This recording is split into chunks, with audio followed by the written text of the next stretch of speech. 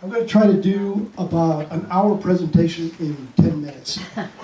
I'll try to be as thorough as possible, but it's a really, really crazy, convoluted story, but it is very relevant to what's going on right now. About 1985, a high priest in Guatemala gets on a plane in Guatemala City, and he buys a ticket to Albuquerque, New Mexico, and gets off at the Sun Port in Albuquerque, walks downtown into a health food store, talks to to one of the young ladies who was working there, and she said, well, of course he's dressed like a Crayola factory exploded on him or something. You know, he's in full Guatemalan dress with all the colors, and you know, you can tell he's really, really different. But the young lady was married to a Cherokee man, and so she kind of recognized there's some kind of indigenous thing happening here. So she goes up to him and says to him something like, "Are you a medicine man?" Of course, he doesn't speak a word of English, but his entourage, kind of one of the members in the entourage, spoke some broken English and said, yes, we're here looking for something, and you know, we're here on a mission. So she says, well, gee, you know, my husband and I are launching a new business, and we want to sell Cherokee medicines on a commercial in a commercial venture, and would you please do a ceremony for us so that our venture will prosper in these? And the man says, oh yes, of course, yes, we can do this for sure, because I'm looking for something anyway. So he makes the arrangement that evening to do a ceremony in their house for the success of their business. Well, this young lady and the man in question, they were my neighbors. So they call me. Oh, we're having this medicine man, and I think he's from South America or Central America or something. He's going to do a ceremony for us in our house for the success of our business. And I said, ooh, wow, a real South American, Central American shaman. You know, like all I ever get to see around here is just the locals. You know, I don't get to see any of the really big guys. So it was like, yeah, I definitely want to go to this. So I'm there bright and early and sitting down and like that, and I see my first fire ceremony where he did a Mayan fire ceremony in the center of the room. They made space. Anyway, after the ceremony, the usual after ceremony feast happens. So we're sitting around, and one of the members of his group comes up to me and says something like, "Do you speak Spanish?" I said, yes, I speak it fairly fluently. He says, fine, the master would like to speak to you. And so I'm like, this is good. Not only do I get to see a genuine Mayan high priest, now I actually get to talk to him. So he's sitting in a kind of, those oversized chairs, and he's all nice and comfortable like that, and I'm, looking for a place to sit, and there's no place to sit except right on the floor next to him.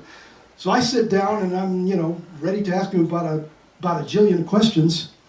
And he then turns to me and he says something that if I'd have been more sane, I probably would have got up and ran for my life. But he says to me, my dreamers have been telling me about you. It's like, oh no.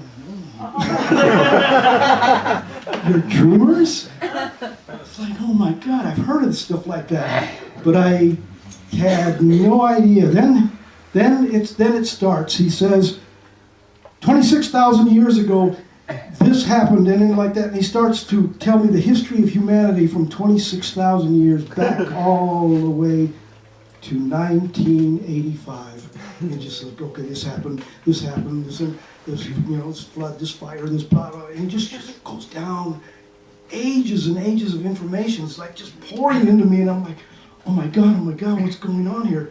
Who could know this much stuff? Like, where's this coming from? And then it comes down, it's like 1985. So after he works his way down from 26,000 years ago to 1985, and he says, I'm a Mayan priest. The Maya are the people of time. It is our job in the cosmic order of things to keep track of time. We have calendars. We manage, I don't know, I said 13, 14, whatever. We have managed all these calendars. We keep track of time. And for 26,000 years, we've been tracking time, and we have reached a very, very critical junction in time. And he said to me, what has got to happen now, or what is going to happen really, really soon, is the age that we have been living in for the last 26,000 years is coming to an end. At the end of an age, all of the people, and he was referring to all of the indigenous people, he says, all of the people are supposed to come together and do prayers to close the old age. And the quality of the prayers and the participation of the prayers that are done at the close will determine the quality of the coming new age. So it is really, really important that every tribe bring their piece of the puzzle to the prayers. So we have to do this together. And as many as possible, and no one must be left behind. No one must be left behind. So what we have are we the people, okay, here's a kind of the phrase, you've probably heard it about a jillion times, but those from the center shall bring the eagle of the north and the condor of the south together to be like the fingers of one hand, because they are one like the fingers of one hand. Of course, all this is going on in Spanish, and I'm kind of translating it in my mind. And this is what he said to me. He says, okay, we have already worked out who is going to coordinate the gathering of the people in Central America. I have already contacted the coordinator for all the tribes from South America.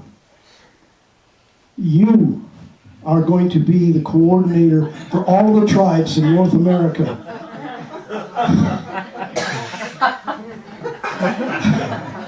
I said, just exactly when is this gathering?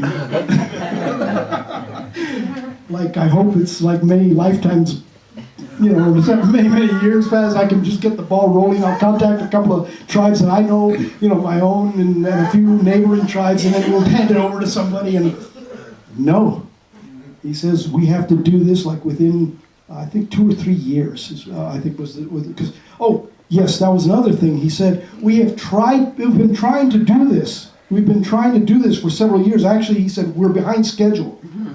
So they were already behind schedule in 1985. He says, we're behind schedule. He says, we've got to do it as soon as possible. We only have a few short years to do this. Oh my God. I said, okay, we'll get on this right now. He says, yes, tomorrow morning you're taking me to visit the Hopi. You gotta be kidding. I was like, wait a minute, I've got a job, I've got a life, I've got, and besides, like Hopi's way the heck out there is like, it's an 8-hour drive from my house. It's like, how are we going to do this? It's all right, okay. He says, tomorrow morning we're going to see the Hopis. And then, so we pile into my car and off we go, off to see the Hopis. And away we go. So on the way over there, he explains to me, he says, okay, the reason we're having to see the Hopis first is because Maya are the keepers of time. Well, the Hopis are the keepers of knowledge. So we the Maya have to directly contact the Hopis and tell them, that it's time, because it's our job. We're the timekeepers. We don't do anything. We don't really do much else. We just keep time. So we go to the Hopis, tell them that it's time, and they'll know how to unpack this thing or whatever. We're just the alarm clock. So we get into my car and we drive over to Hopi. We get waylaid on the way. I'm not going to fill in all the details, but anyway, we get to Hopi like about 9 o'clock at night. So I'm like, oh my God, nobody's going to be, we can't talk to anybody at 9 o'clock at night. This is crazy. I mean, this is Hopi. They don't even have electricity here. I mean, they go to bed at probably sundown. So I said, look, let's just sleep here in the car. In the morning, we'll go out and we'll go talk to the elders. So we get all comfortable in the car. And all of a sudden, there's this light coming from down. I actually parked right in the plaza because, I didn't know where else to park. But we park in the plaza, and there's this little light coming right at me, and I'm like, what in the world is this? Finally, this little old lady, she was about that tall, and she was about 100 years old. She kind of taps on the glass, and I roll down the window, and she says, are you the people from Central America? What? She says, we've been waiting for you all afternoon. Yeah. Oh no! Okay, so we pile out of the car and they take us over to a big sort of a room, probably the same size as this room, only it didn't have that partition in it. And then the old men bring out these papers. In fact, Adam is carrying one of them, and this is the second time I'd seen him. I only saw him once before, and I asked Adam today, so how did you get that thing? I only got to peek at it, but anyway. They unroll these scrolls, and then they have this conversation between the Mayan and the Hopis, and they said, okay, this is done. This is okay. This means this. Yep. Okay, good. We get back in the car. We take off back to Albuquerque. It's like, and then the next day I put the Mayans back on a plane, and they fly off to Guatemala, and then starts the fun, and then I have to start contacting all the pueblos, and then they're like that, and on and on and on and on. Anyway, after most of the tribes had been contacted, the rule was all of them had to be included, and I tried really, really hard to talk to everybody. But it was an impossible task. It was just absolutely impossible. There was some tribes flat out told me, says, we hear what you're saying. We understand it perfectly. We know what you mean, but we can't accept this news unless it's delivered to us in our language. I'm like, oh my God, I don't know 500 indigenous languages. I can't do this. And then there was the other ones who had said, well, are the so-and-so tribe going to be there? And I said, of course, we all have to be there. So we can't go because they're our ancient enemy and we can't go. I'm like, oh no. And then there was the other ones that said, well, I hear what you're saying. We know about this. This is in our prophecies. But we're not going to go because our prophecy says that when this happens, it's the end of the world, and we don't want that to happen. Okay, so I finally wind up like... I make arrangements for a few tribes to show up. But then, later on, here comes the refusals. I start getting phone calls or letters from tribal leaders saying, we can't send our elders to Guatemala because it's too dangerous. They're killing Native Americans in Guatemala, so we're not going to send our elders to Guatemala for any reason. It's just, we'll lose them. So they started dropping out. And little by little, it came down to, I had three tribes represented in time to go to the end of the world ceremony, or the closing of the New Age ceremony in Guatemala. So I load them. Oh, and the Hopi were one of them. So at the airport, a messenger from the Hopi's elders shows up and says, oh no, the elders can't go. There is a big problem happening over on Hopi.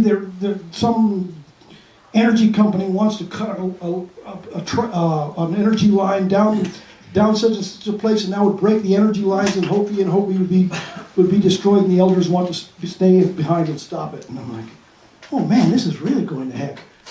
But anyway, we get to Guatemala. B and three other Pueblo elders.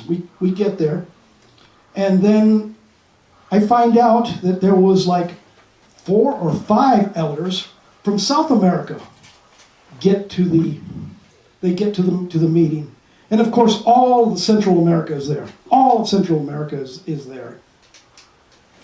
So it's a 10-day ceremony, and that was what was planned. We were supposed to get all the prayers done in 10 days, but like 2 or 3 days into this, the ceremonies stop, and the elders just say, look, this is not working. We cannot do this the way it's supposed to be. Things just are not right. So here's what we're going to do. We're going to do 3 ceremonies. We're going to do this one, and this will be the ceremony for Central America, where they're going to go to South America and do a ceremony in South America for everybody. Oh, no, okay, I'll get to that. So we do a ceremony for people in South America.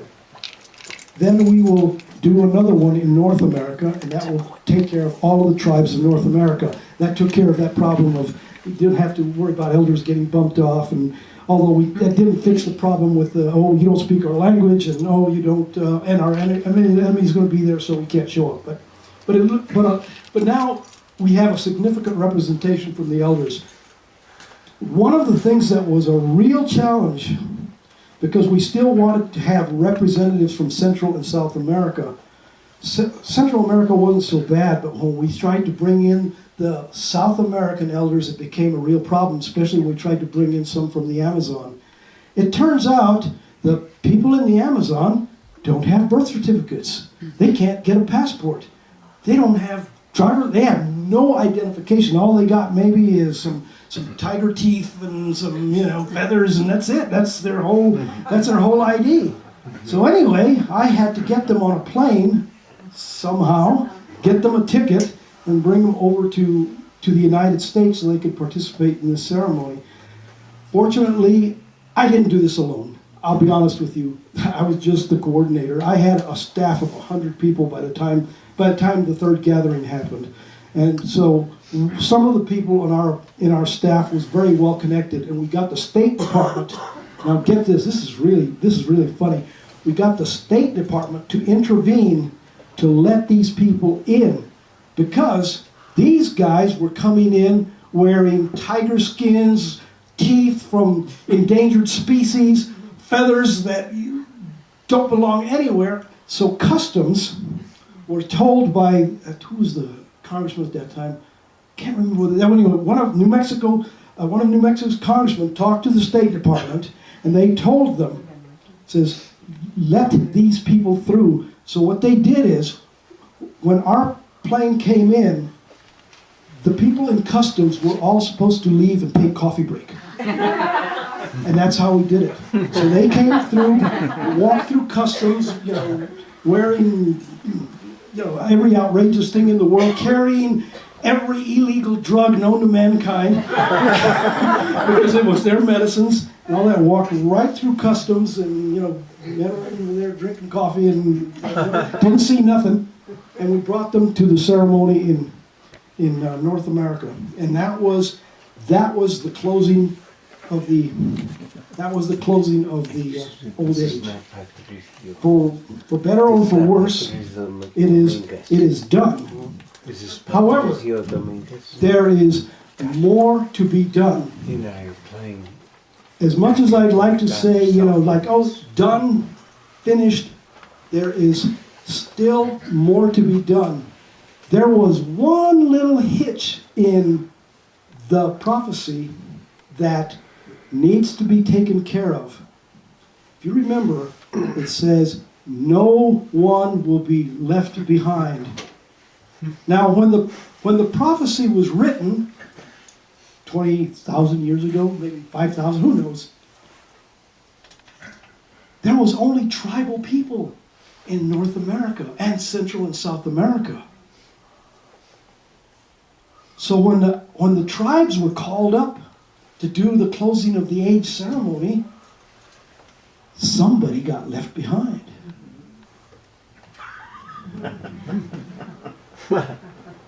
We can't let that go. So, Adam, tell them what's coming.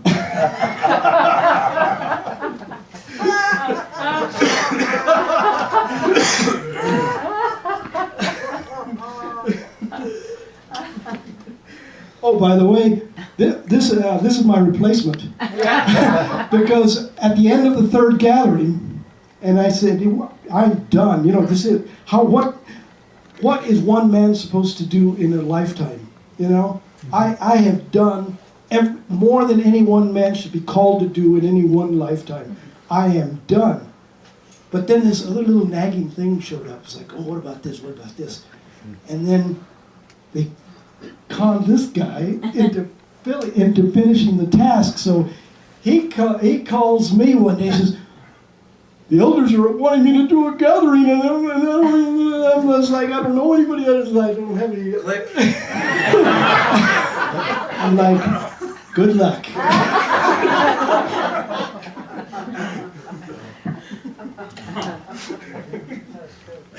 So, that's a good story.